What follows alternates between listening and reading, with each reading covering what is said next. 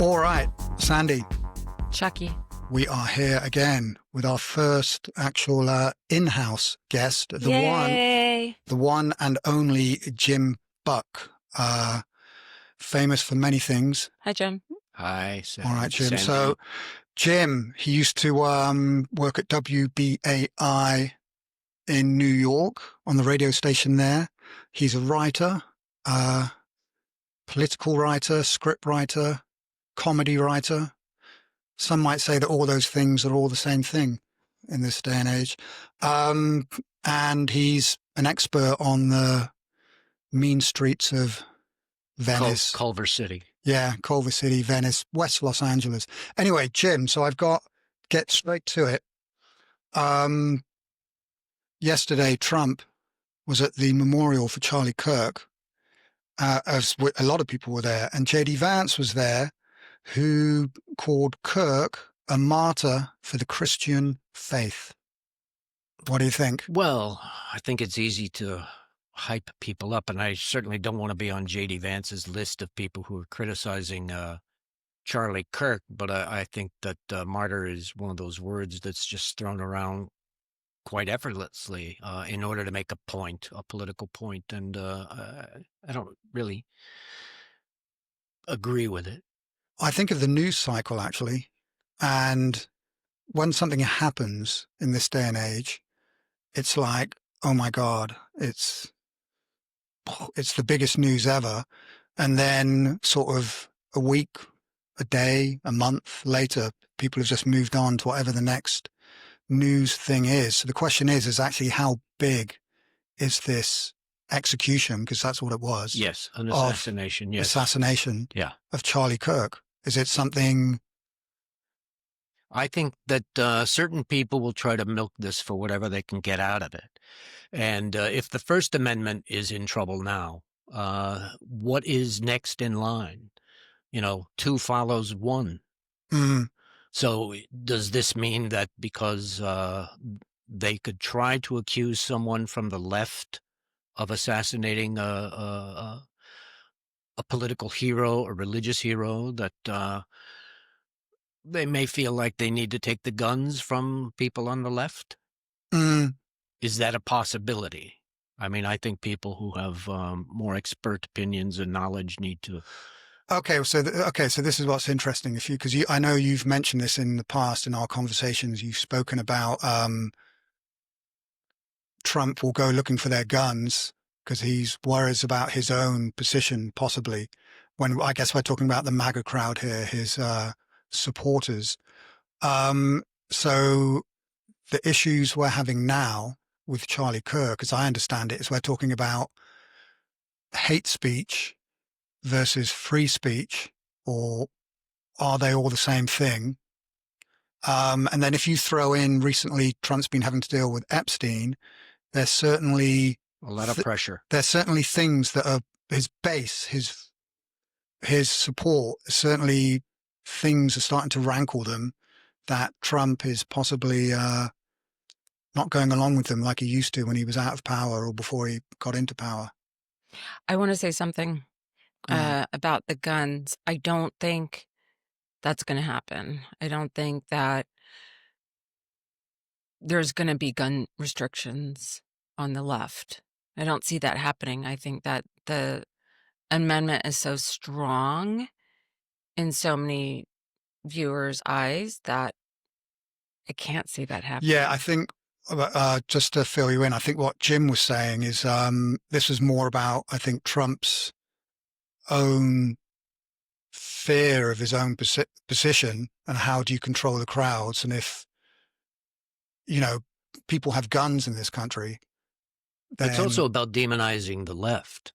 And if this guy, I think they're still trying to hang on to the narrative that this guy was a liberal, a leftist. And if they can convince enough people of that, then maybe they would try something that would make MAGA cheer them on. Because what does a dictator do? He takes complete power. And the Second Amendment is there to protect America from tyranny. And if we have tyranny, it seems that that would somehow, maybe not now, maybe not, well, certainly not now, but perhaps at some point in the maybe foreseeable future. I don't know. If you could demonize the left enough and you start taking power from them, then maybe. But I tend to agree with Sandra, but I thought it was important to raise the point anyway, just to see where does it end. Okay, okay, but so let's just go back a bit because I think we're slightly skipping ahead here. So the assassination of Charlie Kirk in some way reminds me of 9/11, when George Bush, basically the Republican Party, felt that this was a reason to go into Afghanistan without any actual evidence that they were the reason that 9/11 happened. So now the debate this last week seems to be late night news TV personalities losing their job. Jimmy Kimmel. It's almost like they're using this. They're accusing him of hate speech. So they're using his assassination to get everyone under control and get the press and get the media under control, which is something that Charlie Kirk wouldn't actually have agreed with. Yeah, he wants to arrest and persecute his political enemies. That's the thing he wants to do. What's Pam Bondi to do? So, how many enemies? How long is it going to last? What kind of show trials are there going to be? I have no idea. Well, I was going to say, how long is it going to last? I have no idea. I mean, it would be a really great to have open dialogue. But obviously with Trump, he's got into power by divide and rule, basically. He, even yesterday, there was him saying Charlie Kirk said, preach forgiveness and love your enemy, or debate with your enemy. He goes, I hate my enemies. Oh, that was Erica Kirk. Yeah. She said that she forgave her husband's assassin. That's right. Yeah. And Charlie said, Trump said, I apologize to Erica, but I hate my enemies and I want to persecute them. I don't remember the exact quote, but that's what he said. Yeah. So I can only think that, well, time as always sorts everything out. But I mean, are we going to see the end of people like Bill Maher? Are we going to see the end of Jimmy Fallon?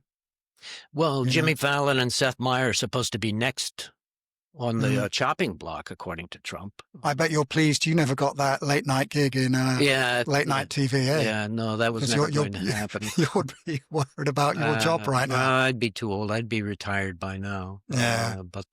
So yeah, we'll see what happens. Yeah. So is this good for Christian nationalism? Well, my belief is that a Christian nationalist is someone who wants to use the authority of Jesus to get you to obey them, but they don't want to obey Jesus. I mean, Erica Trump, she, forgave the assassin. I mean, that's a very, very Christian thing to do. But, look at everybody else that's out there. They are not. And I think Jesus called them commandments for a reason. He didn't say suggestions. He didn't say hints. He said commandments. If you love me, you will obey my commandments. And the two greatest commandments are love God with all your heart, mind, and soul. And the second is, love your neighbor as yourself. And my feeling is the reason why loving your neighbor as yourself isn't obeyed is because most people don't really love themselves. They don't know how to so many different things. They don't know how to love themselves. They exist trying to escape from the residual effects of trauma lived all their lives. So how can you love your neighbor if you don't love yourself? If you don't love yourself. I mean, if you look at slavery, there's this, the curse of Ham. If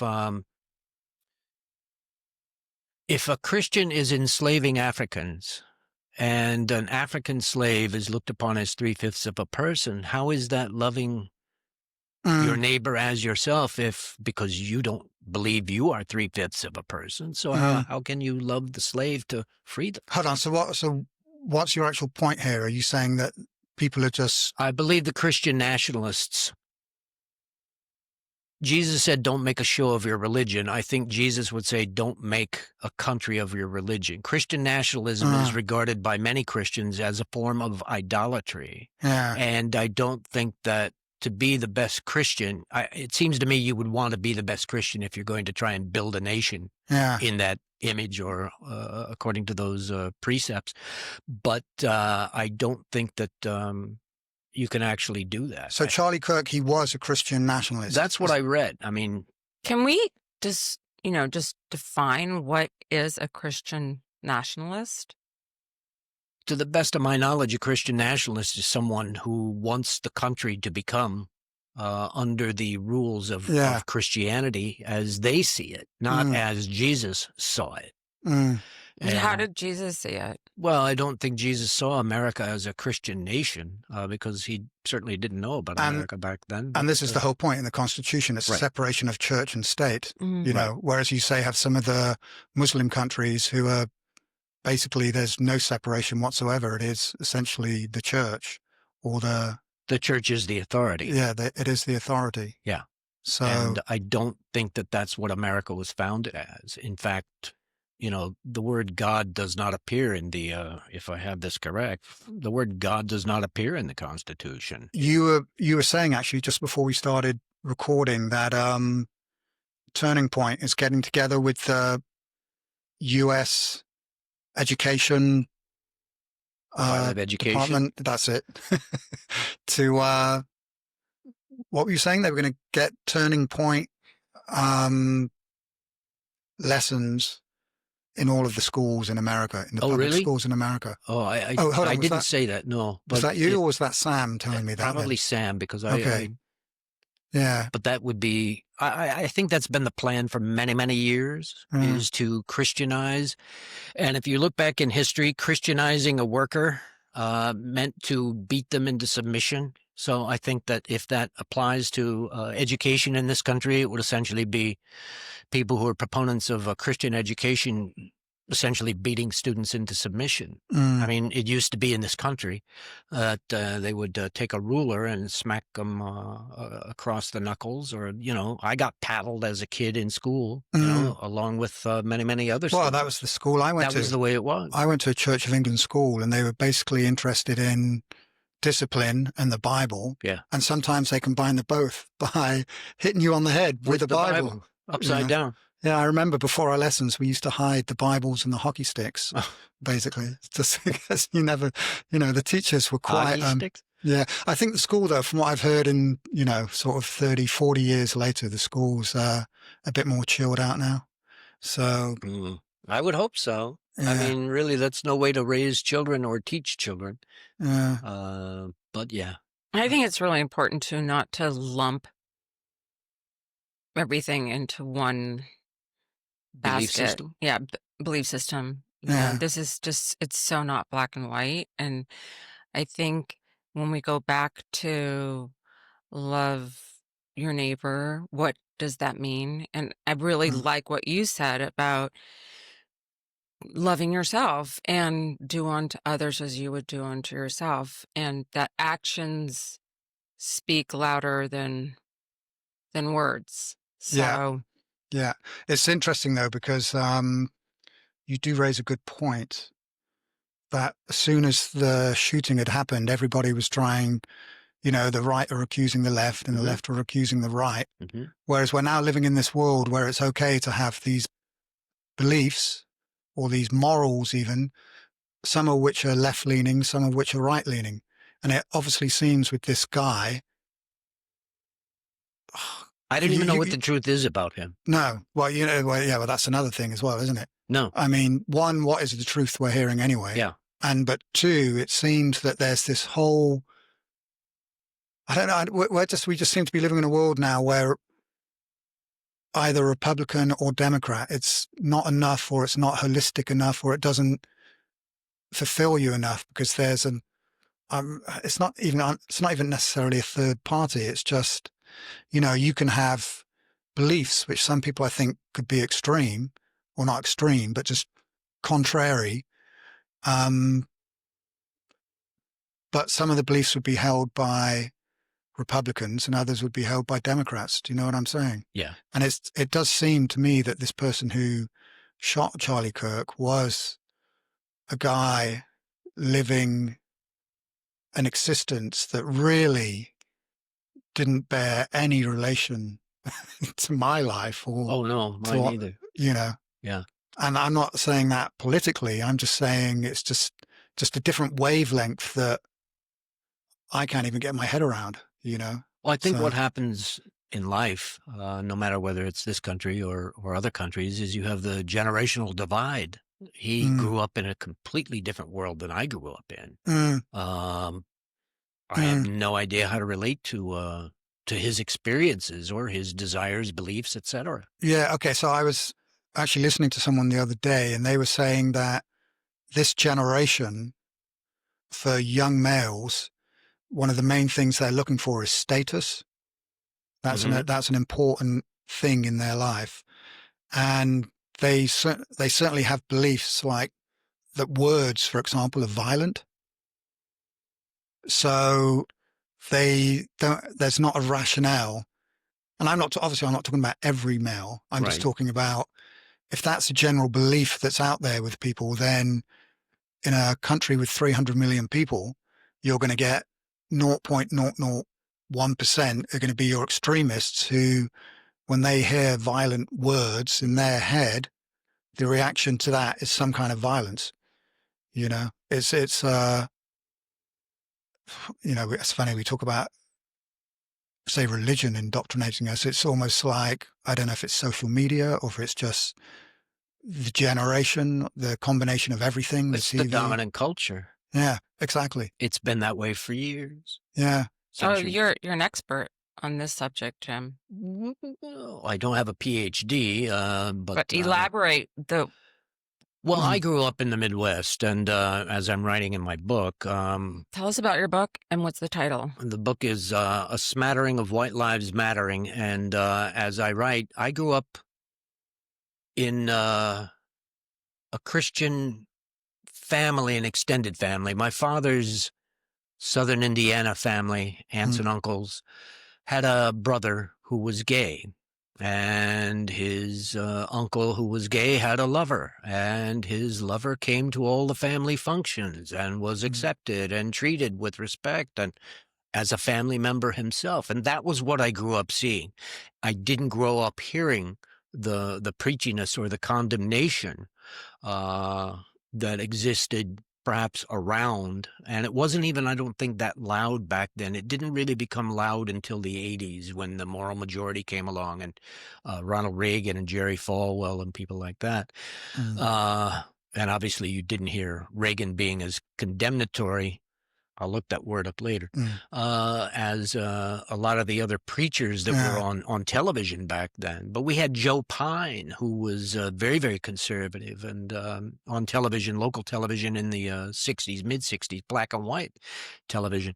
And I think that what happened with the moral majority over abortion, the legalization of abortion, everything seems to be a reaction to something else, was that with the help of Jesse Helms, they mobilized voters, conservative voters, back in the late 70s. And it really came to fruition in the early 80s and grew from there. And it got so bad that Barry Goldwater, who said that liberty without, I can't even think of the quote now, but there is no vice, liberty with something virtue, whatever. He was afraid of the religious right because they were trying to control his vote and get him to do what they wanted him. I know voting is something that's very close to your heart, or certainly the right to vote. I know this is something you've been contacting local politicians here Yeah. over about the last year or so. I mean, wouldn't you say that I mean, why isn't the right to vote part of the First Amendment? It was not written that way in the Constitution. But isn't it just assumed that it's a given? I assume it's a given, but the people in charge don't assume it's a given. The people in charge back then. See, the problem with the Constitution is it was written, I think, to appease slaveholders because slavery was a big thing back then. Obviously, yeah. And it was that's the reason why we have the Electoral College, is to make it easier for the South to win presidential elections so that they could maintain a tighter grip on everything. And I believe that, if free speech can be money, if free speech can be, I mean, pornography is considered free speech. Yeah. Why does pornography take precedent over voting? It makes no sense, because voting. Yeah, but this is my point, though. Because that's your expression. Is voting that's an expression? Yeah, but what am I missing here? Because I can vote, so why is it an issue? Why does it? Are you just saying that? Well, it's considered a privilege. It's not considered a right.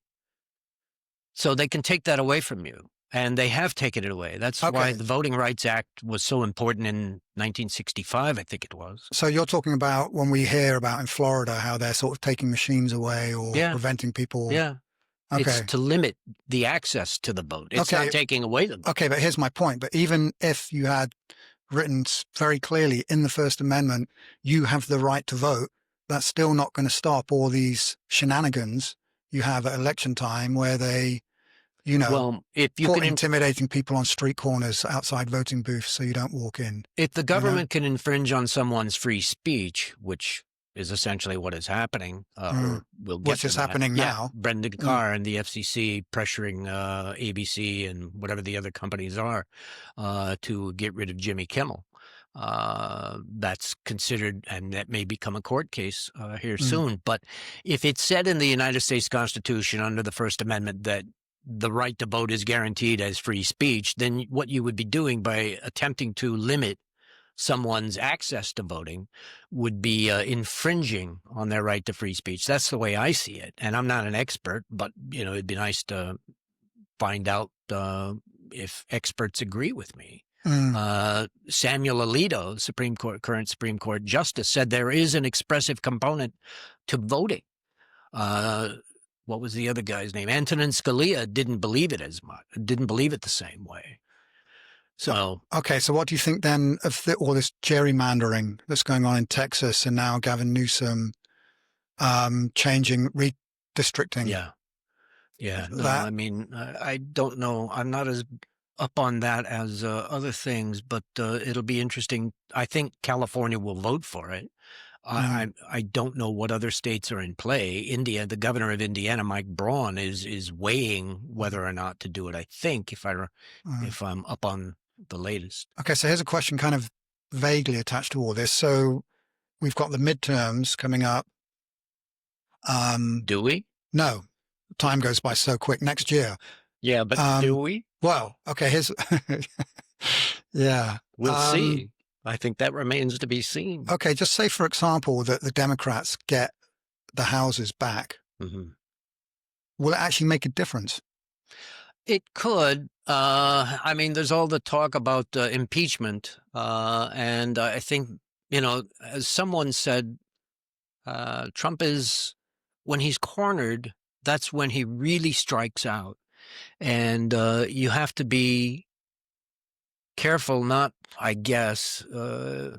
have to be careful not to really corner him, because then you don't know what's coming. And I think that the people who are behind Project 2025 are really the ones to be afraid of, in addition to Stephen Miller, because I think those are the people who are telling Trump and Vance what to do. What's actually going on there? I have no idea. It's all secret behind the scenes. Or is it just is it just sort of humming along in the background? I think it's humming along in the background. I think that part of the reason why we're having all this talk about accusing liberals of this assassination or that is to distract everyone from what is actually making progress, which is the destruction of the Social Security Administration, Medicare, Medicaid. I read today that Idaho and one other state are dismantling, in one way or another, Medicaid in their states well before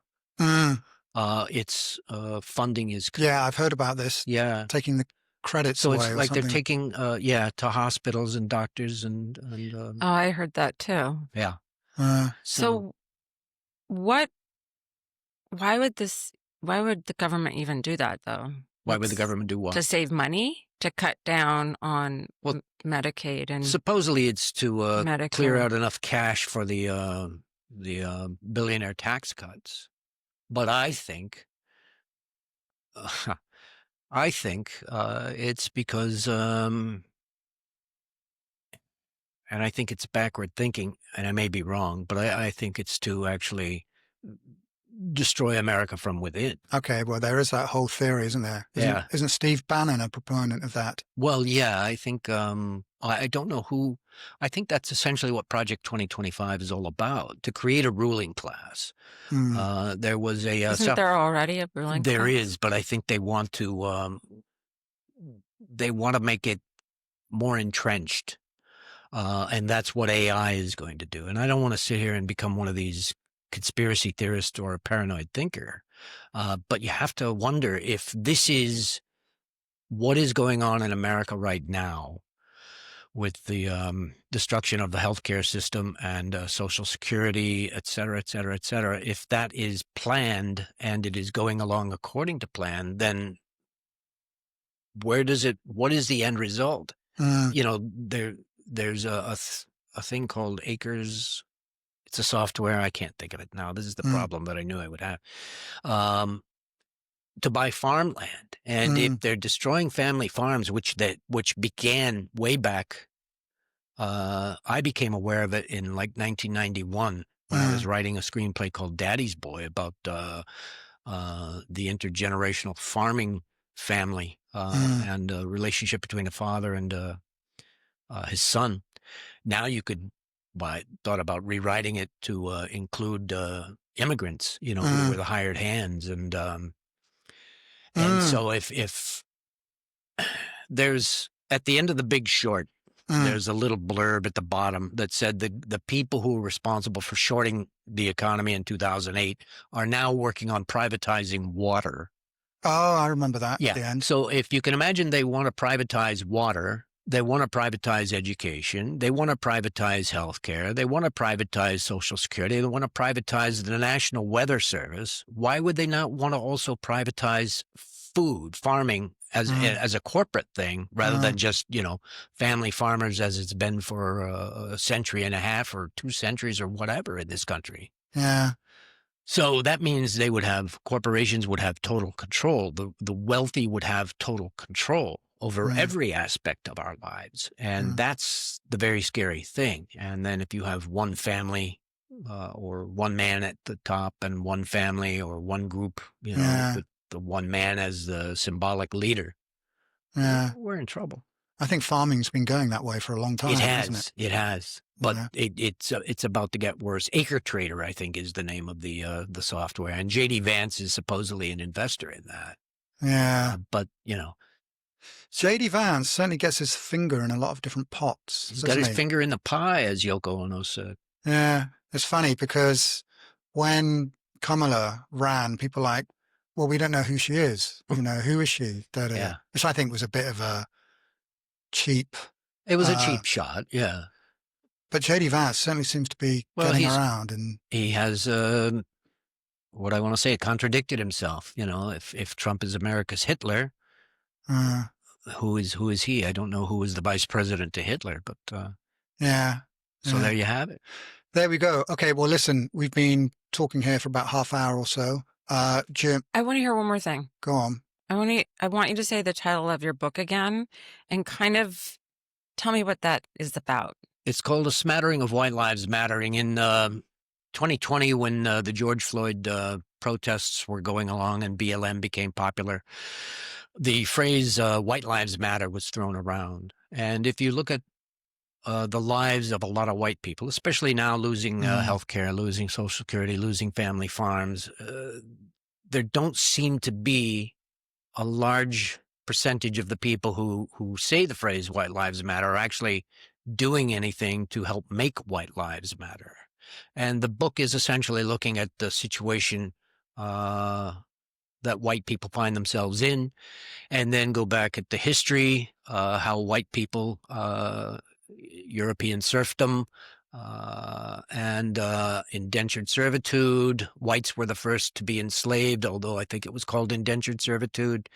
And then how whites were disregarded by slave owners, the last oligarchy in America, I think is a prelude to how whites will be treated in the soon-to-be-here oligarchy, and especially with the new wealthy people.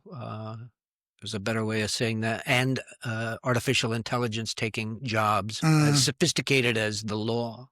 I think that's really an interesting subject and conversation to be had, because I didn't know that really until I had a conversation with you, a while back about how a lot of white people were treated. And it's easy to think like all white people were slave owners and or supported slavery, and that's a myth. Yeah. And that's a myth that white supremacy, if white supremacy were actually true and that all white people were superior to all other people, there wouldn't be any white homeless people. There just wouldn't. And it seems that if white supremacy is meant to be that white people who have the power and the means to help all white people at whatever level they're at, they would be doing so, but they aren't. I mean, it's just, if they're taking away Social Security, veterans are a predominant percentage of homeless people in this country. They served this country. And now they're treated, the way they are. And it just doesn't make any sense to me. And I think that what you also have to look at is why the wealthy and the powerful want to maintain their wealth and power. And I believe that there's a psychological addiction, wealth and power addiction, and that maintains their grasp on their stranglehold, basically, on what America is. Greed. The 7 deadly sins are nothing more. Well, actually, they may be more. But if you look at the 7 deadly sins, gluttony is overeating. Sloth, laziness is depression.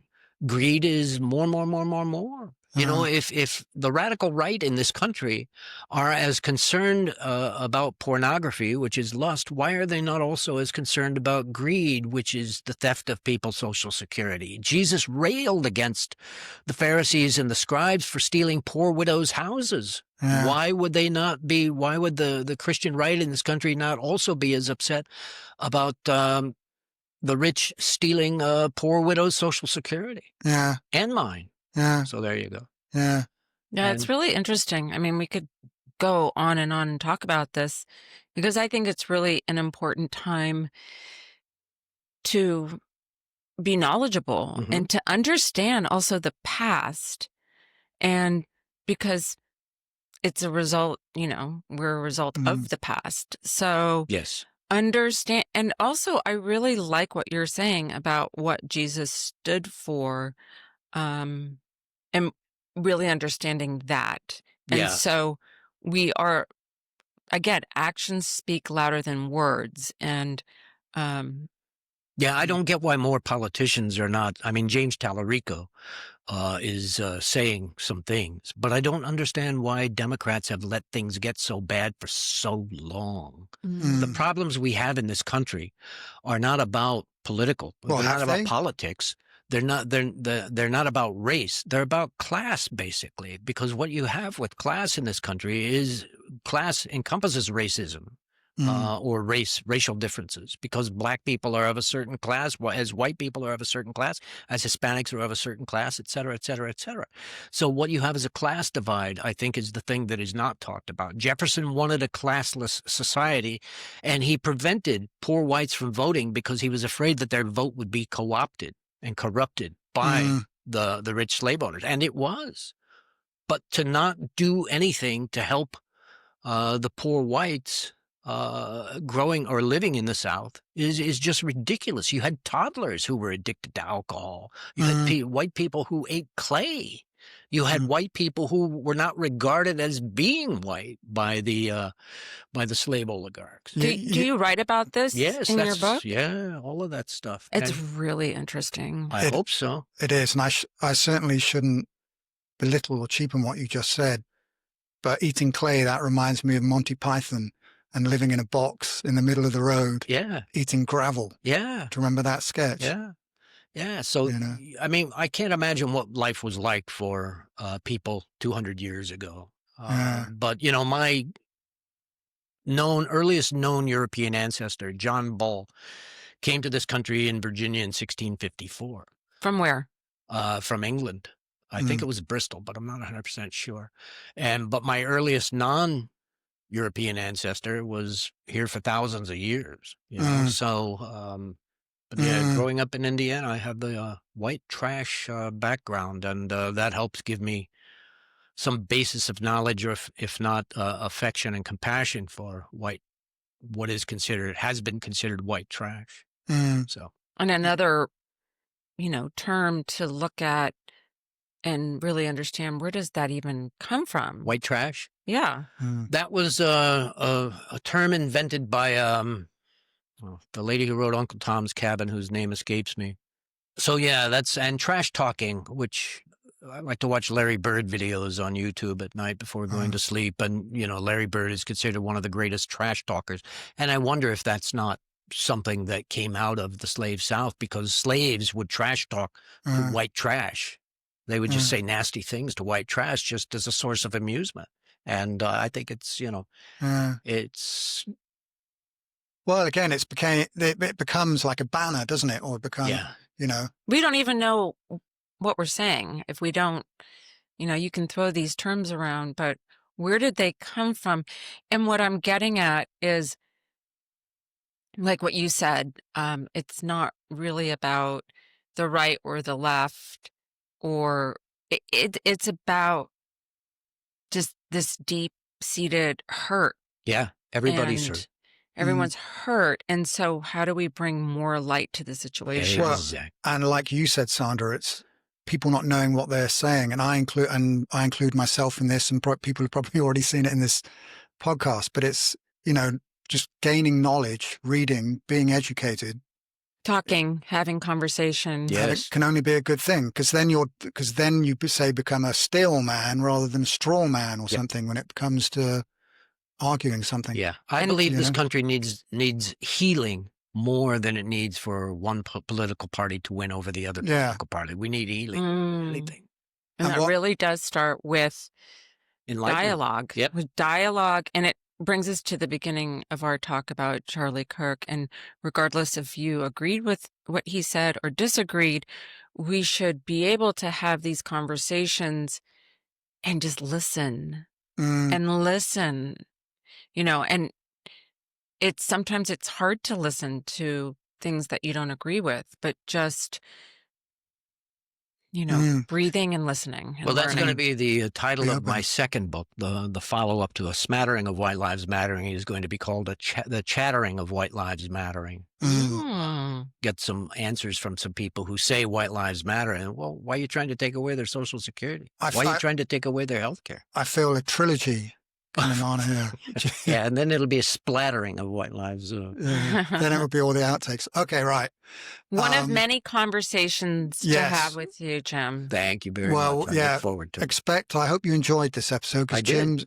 Well, I'm talking to the people. I'm talking to the people out. I'm talking to you out there now. I hope you enjoy, because Jim's going to be on here again. Yeah, because we like to just drill into his brain and pull out all these smatterings. Pull out the tumors. Exactly. So much to talk about. Yeah, exactly. So thank you, Jim. Thank you. All right, then. Till the next time. Does my hair look okay? Bye. Your hair looks fabulous. great. Thank you. Bye. Bye.